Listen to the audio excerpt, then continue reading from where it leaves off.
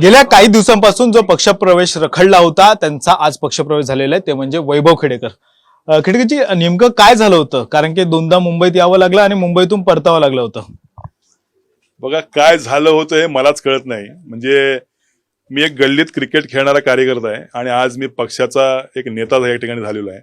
परंतु एका कार्यकर्त्याची भीती किती असावी हे गेल्या तुम्ही 1-2 महिन्यामध्ये पाहिलं असेल. मी एक साधा कार्यकर्ता आहे, परंतु हे असं का झालं, का होतंय मला याची काही कल्पना नाही किंवा यातली काही माहिती नाही. परंतु पक्षप्रवेश 100% होणार होता याची मला खात्री होती. रवींद्र भाऊ चव्हाणांनी मला या ठिकाणी, चव्हाण भाऊंनी मला शब्द दिला होता की तुम्हाला पक्षामध्ये घेणार आणि या ठिकाणी तुम्हाला काम करण्याची संधी देणार. त्या पद्धतीनं आज रवींद्र भाऊ चव्हाणांनी या ठिकाणी संधी मला दिलेली आहे.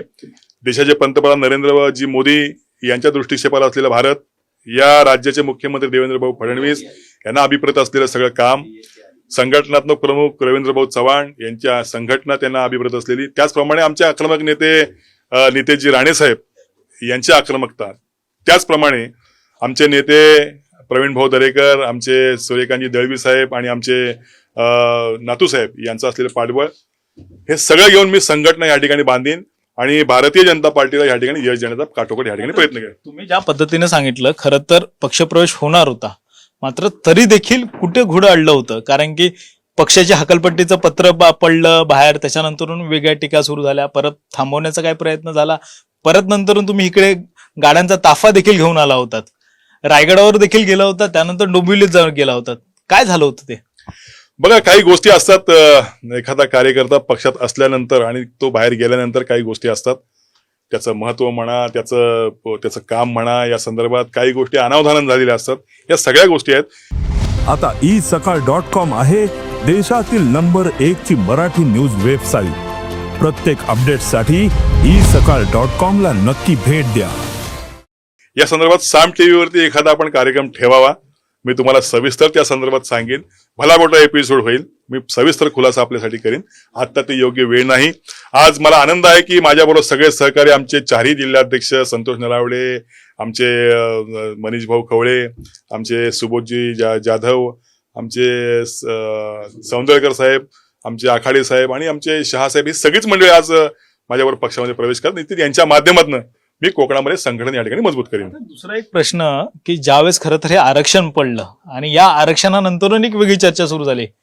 खेडेकरांचा तर पक्षप्रवेश रखडला, आरक्षण बदली झालं, आता काय होणार हाही देखील प्रश्न निर्माण झाला होता. नेमकं काय झालं? बघा, असे विचार करण्याच्या मेंदूची मला कीव करावीशी वाटते. खर तर कार्यकर्त्याला आरक्षण हा काय फार विषय नसतो. गेली 15 वर्ष नगरपालिका माझ्याकडे आहे आणि यापूर्वीच्या कालखंडामध्ये मी जवळजवळ 3 नगराध्यक्ष केले, 1 उपनगराध्यक्ष केला. ह्या सगळ्या महिला होत्या. मागच्या वेळेला पुरुष आरक्षण पडल्यामुळे मी स्वतः त्या ठिकाणी उभा राहिलो होतो.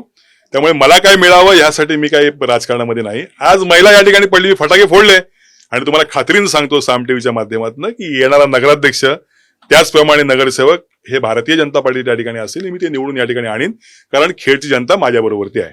याचा खुलासा नेमकं का पक्षप्रवेश थांबला हा नंतर करतील, मात्र आता तरी पक्षप्रवेश केलेला आहे, त्यामुळे संघटना बांधण्याचं काम देखील आहे ते वैभव खेडेकरांकडून सुरू करणार असल्याचं देखील सांगण्यात येत आहे. व्हिडिओ जर्नलिस्ट राकेश गणेश कवडे, साम टीव्ही मराठी, मुंबई. देश विदेशातील प्रत्येक घडामोडींचे लाईव्ह अपडेट मिळवण्यासाठी आता साम टीव्हीच्या सर्व सोशल मीडिया प्लॅटफॉर्मला लाईक, फॉलो आणि सबस्क्राईब करा. तसंच सर्व नोटिफिकेशनसाठी बेल आयकॉन प्रेस करायला विसरू नका.